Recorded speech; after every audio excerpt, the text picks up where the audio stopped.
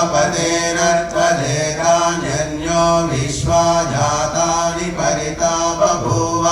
यत्कामास्ते धूमस्तन्नो अस्तु वयं स्याम पतयोरयीनां स्वाहा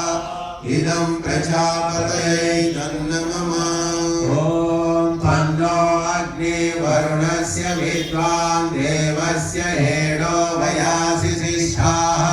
यजिष्ठो वह्नितमाशो शुशानो विश्वाद्वेषांसि प्रमुमुभ्यस्म स्वाहा इदमग्निवरुणाभ्यां इदन्नमः ॐ सत्पन्नो अग्निभवो भवोतीरेदिष्ठो अस्या उषसो व्युष्टो अवयक्ष्वनो वरुणं प्रहाणो व्रीहिवृणीकं सोमो नयेति स्वाहा इदमग्निवरुणाभ्याम् इदन्नमः ॐ इमं मे वरुणश्रुधीयवमद्या च मृडय कामवस्युराचके स्वाहा